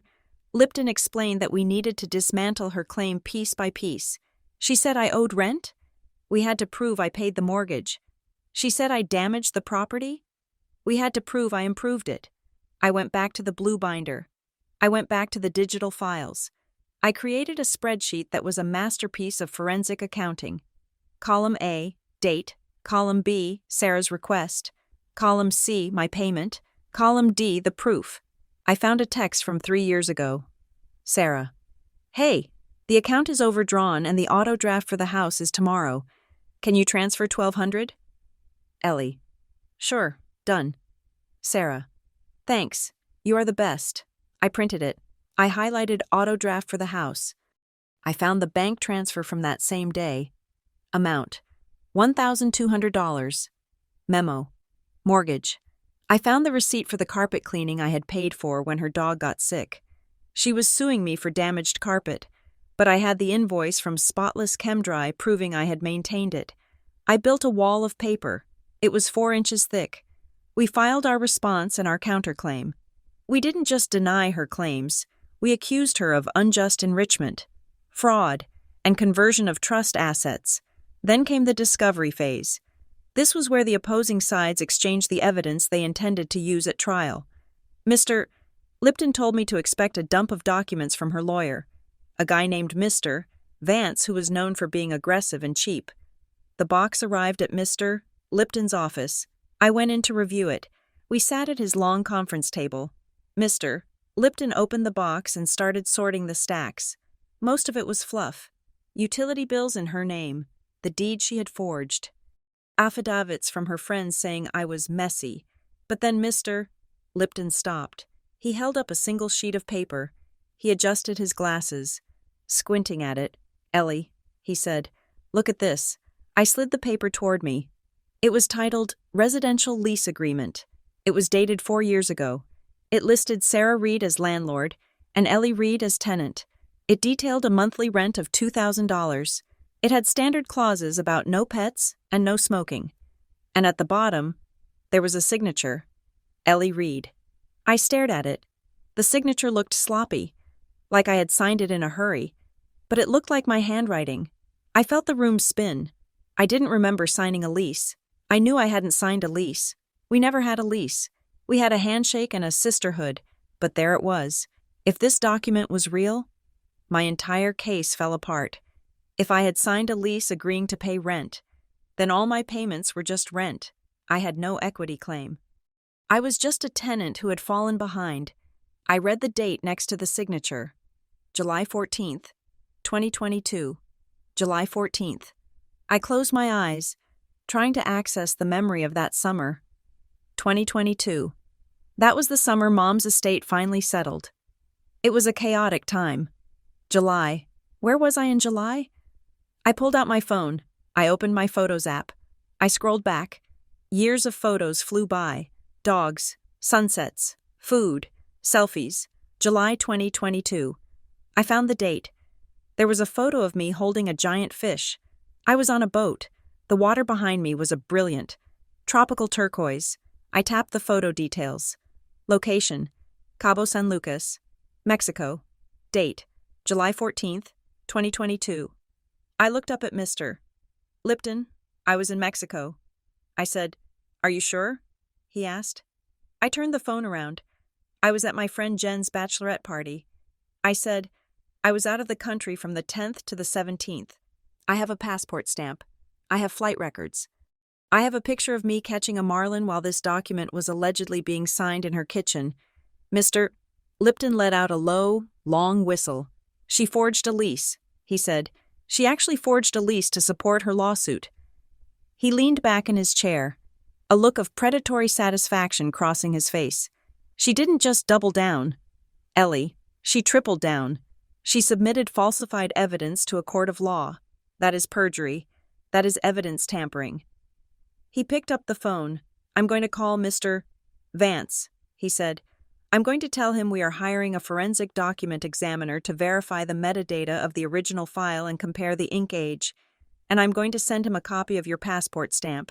I watched him dial. Sarah thought she was playing checkers. She thought she could just bully me with paper. She didn't realize that paper has a memory. Paper has a trail. I went home that night feeling a strange vibration in my bones. It was the hum of the machine turning. The gears were finally grinding in my direction. 2 days later, the tone changed. "Mr. Lipton called me in the morning. Mr. Vance called." He said. He sounded different.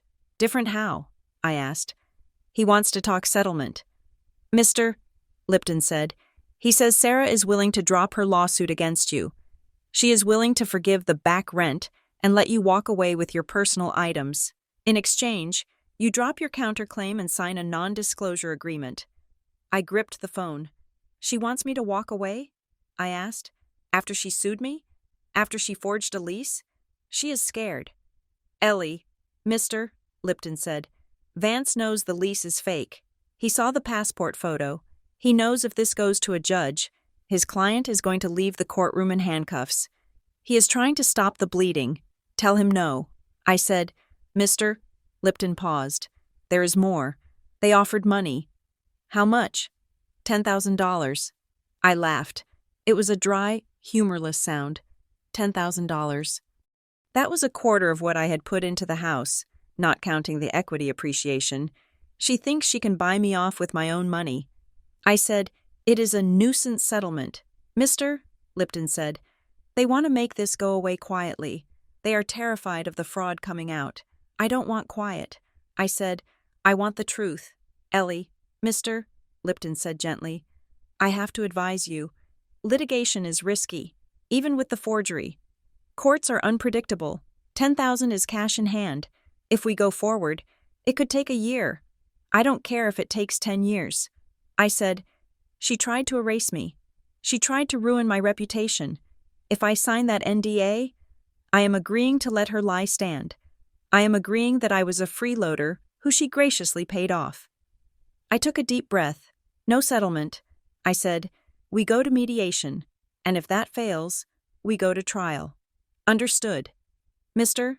Lipton said, "I will relay the message." The rejection of the settlement offer triggered something. It broke the dam. A week later, I found out why Sarah was so desperate. I ran into a woman named Jessica at the grocery store. Jessica used to work for Sarah's consulting firm. She had quit a few months ago. "Ellie," she said, looking surprised to see me. "I heard you moved." "Yeah," I said. "It is a long story." "I bet," Jessica said. She looked around the aisle to make sure no one was listening. "Look, I shouldn't gossip, but I heard what is happening with the bank." "The bank?" I asked. "Yeah. First Merchants," she said. "My friend still works in billing there. Apparently, they froze Sarah's line of credit." "Froze it?" "Yeah. Something about a title dispute?" Jessica lowered her voice. "Sarah was banking on that money to make payroll. She told everyone the loan was a done deal. Now she is scrambling. She is telling everyone it is a clerical error, but she looks panicked. It clicked. The business line of credit, the one she had pledged the house for. The bank had done a title search update. They had seen the lis pendens, the notice of pending action, that Mr. Lipton had filed against the house when we countersued. A lis pendens is a giant red flag on a property title. It tells the world, do not lend money on this house because the ownership is being fought over in court. Sarah couldn't get her loan because I had flagged the property. Her public cruelty, the freeloader posts, the lawsuit, it wasn't just spite, it was strategy. She needed me to be ashamed. She needed me to crawl into a hole and hide so I wouldn't file a claim. She needed the title to look clean for just 2 more weeks so the loan would fund. But I hadn't crawled into a hole. I had stood up, and by standing up, I had inadvertently blocked her access to the cash she needed to save her failing business. I walked out of the grocery store feeling a profound sense of tragedy. She had destroyed our relationship, committed felonies, and humiliated me, all to plug a hole in a sinking ship. The mediation was scheduled for a Tuesday in a sterile office building downtown. Mediation is not a trial. There is no judge, just a neutral third party who tries to get everyone to agree so the court docket doesn't get clogged. I arrived with Mr. Lipton. I wore a navy blue blazer and slacks. I carried the blue binder. Sarah arrived 10 minutes late. She was wearing a white dress that made her look innocent, almost angelic. She was with Mr. Vance, a sweating man in an ill-fitting suit who looked like he would rather be anywhere else. We sat on opposite sides of a long oval table. The mediator, a retired judge named Ms. Albright, sat at the head. Sarah wouldn't look at me. She stared at her hands, which were twisting a tissue. "Let us begin." "Ms. Albright said, we are here to resolve the dispute regarding the property at 124 Elm Street. Ms. Reed," she nodded at Sarah, "you are the plaintiff. You may start." Sarah looked up. Her eyes filled with tears instantly. It was a skill I had always envied. I just wanted to help my sister. Sarah began, her voice wobbling. "Our mother died, and Ellie had nowhere to go. I let her live in my house. I didn't ask for much, just that she respect the space. But she took over. She stopped paying her share, and when I asked her to leave, she became vindictive. She looked at the mediator. I am a small business owner. This lawsuit she filed. It is destroying my reputation. I just want my house back. I just want peace." Ms. Albright nodded sympathetically. "Thank you. Sarah. Ellie?" Mr. Lipton touched my arm, signaling I should speak. I opened the blue binder. I didn't cry. I didn't wobble. "I am not here to talk about feelings." I said, "I am here to talk about arithmetic." I slid a stack of papers across the table. "This is a summary of payments totaling $42,000 over 6 years. I said, "This includes mortgage payments, property taxes, and capital improvements." Sarah shook her head. "Rent," she cried out. "That was rent. And this," I continued, ignoring her, "is a forensic timeline of the property transfer. It shows that the deed was transferred out of the family trust using a waiver that I did not sign." I slid the passport photo across the table, and this is proof that on the day the alleged rental agreement was signed, I was in international waters. Mr. Vance flinched when he saw the photo. He whispered something to Sarah. Sarah turned red. That is just a technicality," she snapped. "Maybe I got the date wrong, but we had an agreement. She knew she was a tenant." Ms. Albright picked up the rental agreement copy. She looked at it, then at the passport photo. She looked over her reading glasses at Sarah. "Ms. Reed," the mediator said, her voice cool. "You are asking this panel to believe that your sister signed a lease in your kitchen while she was fishing in Mexico?" Sarah stammered. "It was a verbal agreement first. I just wrote it down later to formalize it." "So you created a document and backdated it?" Ms. Albright asked. "And signed her name?" "No," Sarah said. "I mean, she authorized me to sign for her." She said, "Write it up. I do not care." I spoke up. "I never said that." "You did," Sarah yelled, slamming her hand on the table. "You told me you didn't want the responsibility of the house. You told me you just wanted to be a guest." She was losing control. The innocent victim mask was slipping, revealing the panic underneath. "Mr. Vance tried to intervene. "Sarah, let us take a break." "No," Sarah said. "I am not taking a break. She is lying. She is manipulating everyone. She was never supposed to keep all those records." The room went dead silent. Even the air conditioning seemed to stop humming. Ms.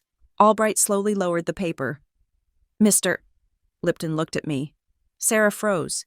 She realized what she had said. She was never supposed to keep all those records. It was an admission.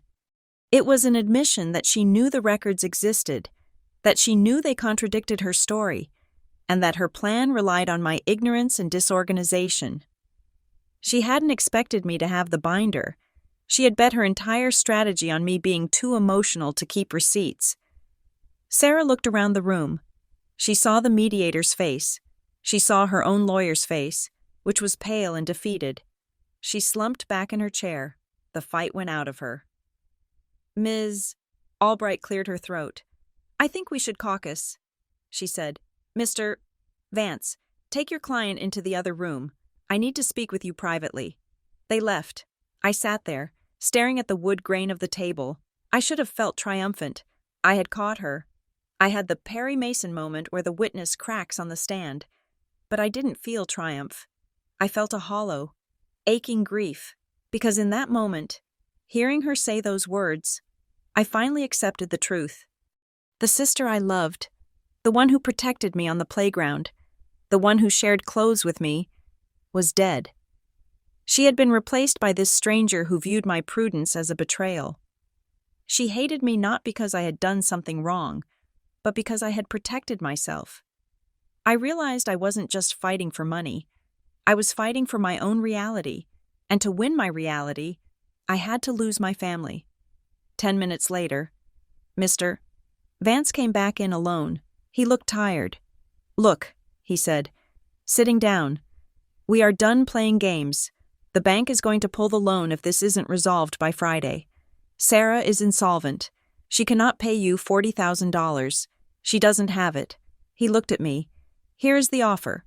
She signs a confession of judgment for $30,000. We set up a payment plan, $500 a month. In exchange, you drop the fraud claim. We seal the record, and you sign a statement saying this was a misunderstanding so she can try to salvage the loan." Mr. Lipton looked at me. "It is a decent offer. Ellie," he said quietly, "you get a judgment. You get paid. Eventually, and you avoid a trial." I looked at Mr. Vance. "She wants me to say it was a misunderstanding?" I asked. "She needs the loan," Vance said. "If the fraud allegations stick, she is unbackable. Her business dies. So she wants me to lie to the bank for her." I said, "Just like she wanted me to lie to the trust." Vance sighed. "She wants to survive." Ms. Reed. I stood up. I walked to the window. I looked out at the city. If I took the deal, I would get money. I would get peace. But I would be helping her con another bank. I would be putting my name on a lie to save her reputation. I thought about the Facebook post. Finally, the freeloader is gone. I thought about the comments, the humiliation, the rumors that I stole money. If I settled privately, the public record would never show what she did. To the world, it would just look like we made up. The lie would still be out there, floating in the ether. I turned back to the table. "No," I said. "Mr. Vance looked surprised. "No? I am not signing a statement that says this was a misunderstanding." I said, "It wasn't a misunderstanding. It was a scheme." I looked at Mr. Lipton. "What is the other option?" "We go to court." "Mr. Lipton said, "We file a motion for summary judgment based on the admission and the forged documents. It will be public. The judge will issue a ruling. It will be in the official county records forever." "And the bank?" I asked. "The bank will see the judgment." Lipton said, "They will see she committed fraud. They will likely call the loan and blacklist her. She will lose the business, maybe the house." I looked at Sarah's empty chair. If I did this, I was burning the bridge. I was lighting a match and throwing it on the gasoline she had poured. There would be no Christmas dinners, no reconciliation, but silence had already burned me. Silence had allowed her to steal my voice. I chose the public path. I said, "Mr. Vance shook his head, packing up his briefcase. "You are destroying her," he said. "No," I said, "I am just turning on the lights." She destroyed herself when she decided I didn't matter. I walked out of the mediation room. I felt lighter. The blue binder was under my arm. I wasn't a freeloader. I wasn't a victim. I was the record keeper, and the record was about to be read. The courtroom smelled of floor wax and old paper. It was a sterile, windowless box that felt entirely removed from the messy, emotional reality of why we were there. I sat at the plaintiff's table next to Mr. Lipton. My hands were folded on top of the blue binder, which was now marked as Exhibit C, on the other side of the aisle. Sarah sat with Mr. Vance. She was wearing a conservative gray suit I had never seen before. She looked small, pale, and terrified, but when her eyes caught mine, there was no softness in them. There was only the hard, brittle glare of a cornered animal. Judge Harrison entered the room. He was a man in his 60s with a face that looked like it had been carved out of granite. He didn't smile. He sat down, adjusted his glasses, and looked at the 2 stacks of files in front of him. "This is the matter of Reed versus Reed," he said, his voice deep and gravelly. "We are here to address the plaintiff's motion for declaratory judgment regarding the title of the property at 124 Elm Street, and the defendant's countersuit for unpaid rent. Mr. Vance stood up first. He knew his only chance was to discredit me immediately. He couldn't win on the documents, so he had to win on character. "Your Honor," he began, pacing in front of the bench, "this case is a tragedy. It is a story of a generous older sister, my client, who opened her home to a sibling in need. And how was she repaid? With obsession, with calculation." He turned and pointed a finger at me. "Ms. Reed didn't just live in that house. She cataloged it. She kept receipts for light bulbs. She kept receipts for pizza. She tracked every penny she ever spent on her own family, waiting for the moment she could weaponize it. Who does that? Who keeps a receipt for a gallon of milk from 3 years ago unless they are planning a lawsuit?" He looked at me with theatrical disgust. "It is petty, Your Honor. It is the behavior of a person who views relationships as transactions. She is not an owner. She is a tenant who kept a ledger because she is obsessed with money." My face felt hot. I could feel the eyes of the court reporter on me. It worked. He made me sound cold. He made me sound like a bean counter who didn't understand love. "Mr. Lipton squeezed my arm gently.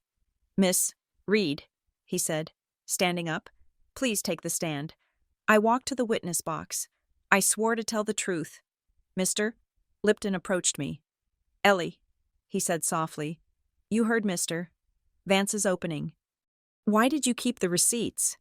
I looked at the judge. I didn't look at Sarah. I didn't keep them to build a case. I said, my voice steady. "I kept them because I was anxious. When I moved in, Sarah was always stressed about money. She would call me in a panic, saying the electricity was going to be cut off, or the mortgage was late. I paid them to stop the panic. And the binder?" "Mr. Lipton asked. "I kept the papers because I wanted to show her, if she ever asked, that I was helping." I said, "I wanted to prove I was pulling my weight." I paused, and then I looked directly at Sarah. "And I kept them because I was told I was family." I said, "Family is supposed to be safe. You do not think you need a contract with your sister. You think the blood is the contract. I kept the receipts because they were the only proof I had that I was a partner in that home, since she wouldn't put my name on the deed." The courtroom was silent. Mr. Vance looked down at his notes. He knew he had lost the petty angle. It wasn't pettiness. It was survival. Mr. Lipton went back to his table and picked up a document. "Your Honor," he said, "we can talk about feelings all day, but I would like to talk about the timeline." He projected a slide onto the screen on the wall. It was the residential lease agreement Sarah had submitted. The defendant claims this lease was signed on July 14, 2022. Lipton said. He then clicked a button, and the photo of me in Mexico appeared next to it. As we have established, the plaintiff was 2,000 miles away on that date. But I want to call a witness to speak to the other document in question, the quitclaim deed that allegedly removed Ellie from the trust. I call Miss Brenda Miller.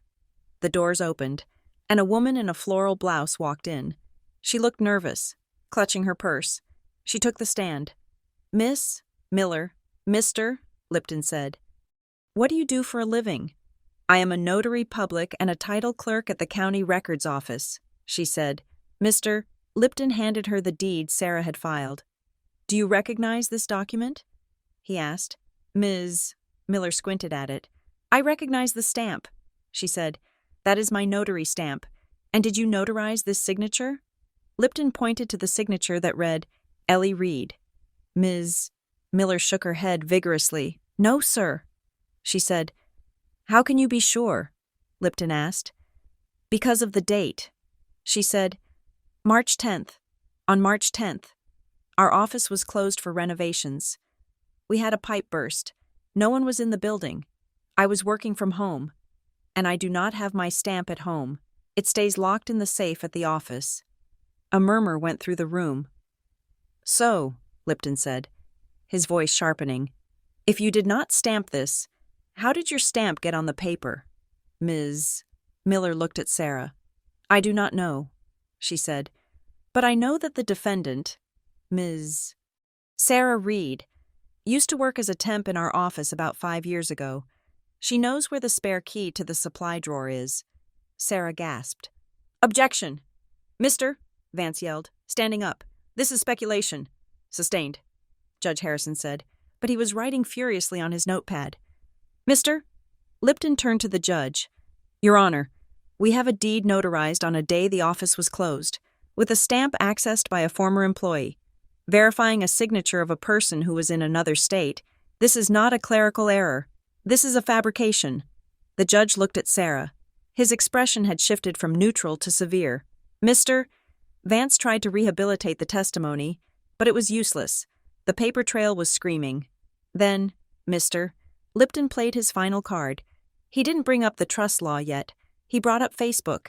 He introduced Exhibit D, the screenshots of Sarah's posts. Finally, the freeloader is gone. Some people just take and take. Toxic family is the worst. Why are you showing us social media gossip? Mister, Vance asked dismissively. This is a court of law, not a comment section. I am showing motive. Mister, Lipton said. He turned to the judge. Your Honor, the defendant didn't just want to steal the house. She wanted to ensure the plaintiff would never fight back. These posts were designed to publicly humiliate Ellie Reed. They were designed to paint a narrative of dependency so that if Ellie ever came forward with a claim of ownership, she would already be discredited in the community. Lipton pointed at the screen. She called her a freeloader on the same day she filed a fraudulent deed claiming to be the sole owner. This wasn't venting. This was a preemptive strike. She was trying to shame her sister into silence. Judge Harrison looked at the posts. He read the comments where neighbors mocked me. He read the lies about me stealing money. Ms. Reed, the judge said, addressing Sarah directly. Please take the stand. Sarah stood up. Her legs were shaking. She walked to the witness box and sat down. She looked small, diminished by the weight of the evidence stacking up against her. Ms. Reed, Judge Harrison said, you have claimed that your sister was a tenant. You have claimed she owed you back rent. Yes, Your Honor, Sarah whispered.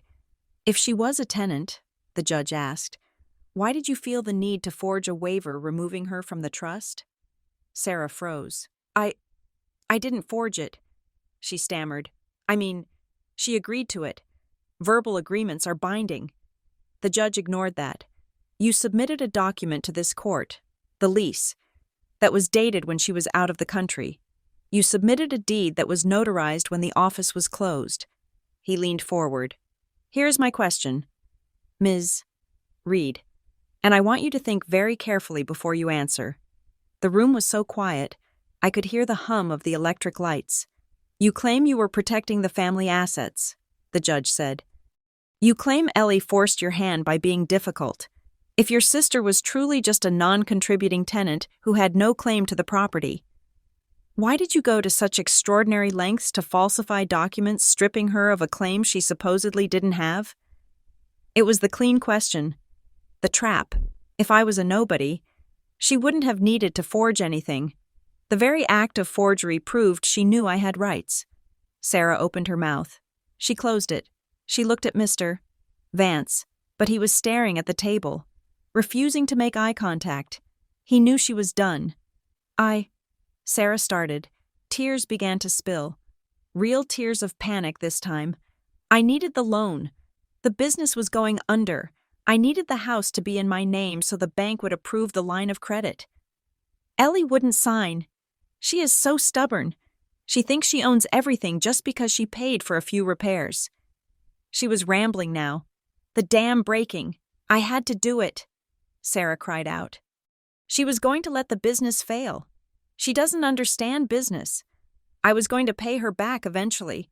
I just needed her name off the title for a few months. A gasp went through the gallery. She had confessed. She had admitted that the transfer was temporary, strategic, and done without my consent because I wouldn't sign. Judge Harrison raised his hand. Stop, he said. Sarah stopped, her chest heaving. You just admitted to manufacturing a title transfer to defraud a lender, the judge said. You admitted to signing for her because she refused. The judge looked down at his papers. He didn't look angry anymore. He looked tired. I have heard enough. He banged his gavel once. Mr. Vance tried to stand up. Your Honor, if we could just… Sit down, counselor, the judge snapped. Judge Harrison looked at me.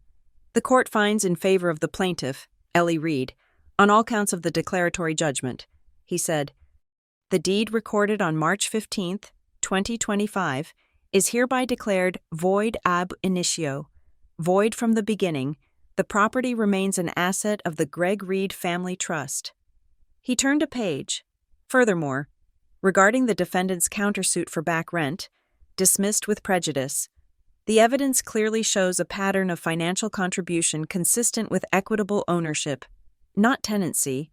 He looked at Sarah. Ms. Reed, you have admitted to conduct that is deeply troubleshooting, forgery, filing false instruments. This court is referring the matter of the notarization and the signature to the district attorney's office for review. Sarah sobbed, putting her head in her hands. As for the financial remedy, the judge continued, I am ordering a forensic accounting of the property. Ms. Ellie Reed is to be reimbursed for all capital improvements and mortgage payments made, with statutory interest of 6% per annum. Until such payment is made, a constructive trust is placed on the property in her favor. He looked at me. Ms. Reed, he said, you kept good records. That saved you today. Case closed. He banged the gavel again. I sat there, frozen. I couldn't move. It was over. Mister? Lipton leaned over and shook my hand. We did it. Ellie, he said, you got the house back, or at least, your share of it. I looked across the aisle. Sarah was weeping, her face buried in her hands. Mr. Vance was packing his briefcase aggressively, ignoring her. I felt a strange sensation in my chest. It wasn't joy. It wasn't happiness. It was the feeling of a heavy weight being lifted, leaving the muscles underneath sore and trembling. I stood up. I picked up my blue binder. I walked down the center aisle of the courtroom. I didn't look back at Sarah. I pushed open the heavy double doors and stepped out into the hallway. The air was cooler out there. I walked toward the elevators. Ellie! I stopped. I knew the voice. I turned around. Sarah was running down the hallway after me. Her mascara was running down her cheeks. She looked frantic. Ellie, please, she gasped. Grabbing my arm, I pulled my arm away. Do not touch me, I said. Ellie, you have to stop them, she pleaded. The judge said he is referring it to the district attorney. They are going to charge me. You have to tell them you do not want to press charges. I looked at her. She wasn't sorry for what she did. She was sorry she was caught. She was worried about jail, not about me. I cannot stop them. Sarah, I said, the judge did that. It is out of my hands. But you can make a statement, she said, her eyes wild. You can post online. You can tell everyone we worked it out. If the public sees we are okay, the DA might go easy on me. Please, Ellie, I will apologize. I will post whatever you want. I will say I was wrong. Just help me. She was bargaining. She was trying to use the same tool she had used to hurt me, public perception, to save herself. I looked at her face. It was the face of the sister I had worshipped when I was 6. It was the face of the sister who had held my hand at Mom's funeral. But it was also the face of the woman who had called me a freeloader. It was the face of the woman who had tried to erase my name from the history of our family. I thought about the Facebook post. I thought about the comments. I thought about the rumors. If I helped her now, I would be stepping back into the cycle. I would be protecting the family at my own expense again. I reached into my pocket and pulled out my phone. I opened the Facebook app. I navigated to her profile. The post was still there. Finally, the freeloader is gone. I looked at the binder in my hand. I had everything I needed to destroy her socially. I could post the judge's ruling. I could post the forged lease. I could post the receipts. I could caption it. Who is the freeloader now? It would feel good. It would be the ultimate clapback. The internet would eat it up. But then I looked at Sarah. She was shaking. Pathetic. Broken. She wasn't worth the bandwidth. I put my phone back in my pocket. I am not going to post anything. Sarah, I said. She looked hopeful. You won't? No. I said, I am done with your stories. I am sticking to the official record. I stepped into the elevator and pressed the button for the lobby. But Ellie, she screamed as the doors began to slide shut. We are sisters. I looked at her through the narrowing gap. Not anymore. I said. The doors clicked shut. I rode the elevator down in silence. I walked out of the courthouse and into the blinding afternoon sun. The city noise washed over me. Traffic, sirens, people talking. It was loud and chaotic and beautiful. I walked to my car. I threw the blue binder into the passenger seat. I didn't need to read it anymore. I didn't need to obsess over the past. I started the engine. I turned up the radio. I had $42,000 coming back to me. I had a judgment that cleared my name. And most importantly, I had the truth. I drove away from the courthouse, merging into traffic. I didn't know where I was going, but for the first time in 6 years, I knew exactly who I was. I was Ellie Reed, and I was free. Thank you so much for listening to this story. It was a journey through betrayal, gaslighting, and the ultimate vindication of keeping your receipts. I would love to hear from you. Where are you listening from today? Are you in the car, at work, or maybe doing your own forensic accounting at the kitchen table? Let me know in the comments below. If you enjoyed Ellie's battle for the truth, please make sure to subscribe to Revenge Stories. We have many more tales of justice coming your way. And tell me, what would you have done in the elevator? Would you have helped Sarah, or would you have let the doors close? Share your thoughts in English in the comments. I read every single one. Stay safe, keep your records, and I will see you in the next story.